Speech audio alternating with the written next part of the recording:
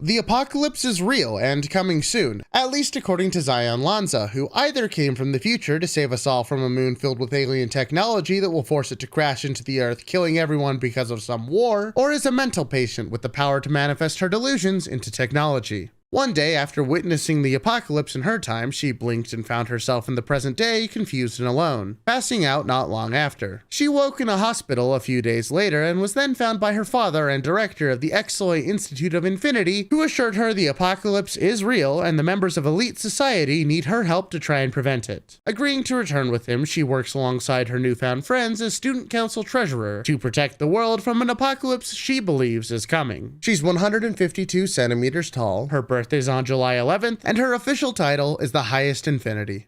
The entire student council in the XSOLEIL Institute of Infinity is rife with trauma, and its event coordinator MelocoKyoran is no exception. Growing up as a member of an elite exorcist bloodline, she was kicked out of her family when she failed to perform at the highest level. This is of course after effectively isolating her from the world by banning any fun or recreational activities during her childhood. Thankfully, a kind ghost told her of a secret road that would lead to what she truly desired, but in exchange she wouldn't know her final destination. Deciding it was worth the risk, she traveled its path, ending up on a beach near the ruined city of XSOLEIL, being recruited by its headmaster soon after. She now spends her time helping her friends and others get through their struggles through her use of her council command Happy Death Day, which allows her to exorcise ghosts and demons with her trusty umbrella, as long as the sun isn't up. It's also more powerful when it's raining. Her birthday's on October 29th, she's 164 centimeters without heels, and her title is the Arcana of Melancholy.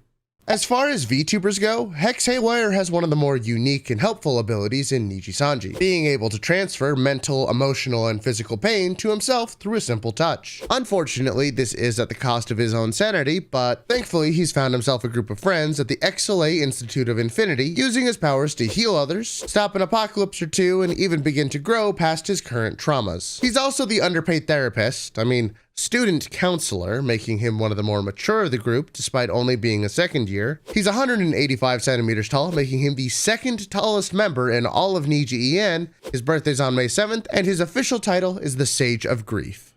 If you've ever wanted a friend to take your place for a test, social event, or awkward date, KotokaTorahime's got you covered. All she needs is a simple touch, taking a picture with flash on, and voila, a perfect copy. Unfortunately, this constant copying of others led to a problem with her own identity and trying to find her place in the world until she was found by a cat who loved her for who she was. She named it Potato. Soon after, ZaionLanZa and her father/potential great-great-grandfather showed up and invited her to attend the XSOLEIL Institute of Infinity, where she could find a group of friends with powers and struggles similar to her own. She accepted, wanting to become an inspiration for others like her sensei had been for her. Her birthday's on August 14th, she's 166 centimeters tall, and how she ended up as student council vice president is anyone's guess.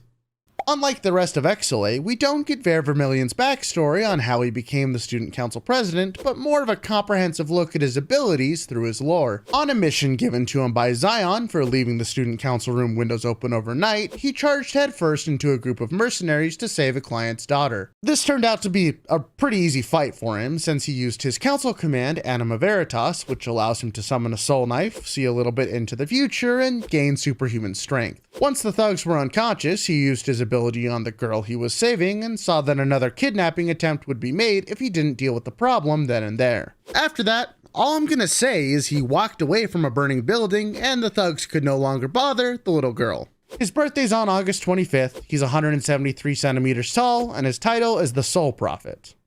DoppioDropscythe might be the first VTuber I know of who shows themselves getting a criminal record in their lore video, which was shot live in XSOLEIL City by Merryweather Media. Doppio's story begins with his intense dislike of class, feeling that he was being forced into a mold along with all the other students. He was suspended multiple times for skipping class, and on one such occasion, he saw two women about to be ran over by a speeding car, so he leapt out to protect them and punched it nearly in half, saving their lives and learning of his power to reflect an enemy's strength back upon itself. He also gained a criminal record. While in jail, he was approached by the XSOLEIL headmaster, who offered him a second chance at life using his fists to fight off evildoers. He accepted, and finally seems to have found a place where he belongs. His birthday's on January 31st, he's 187 centimeters tall, and his title is the Duke of Discipline.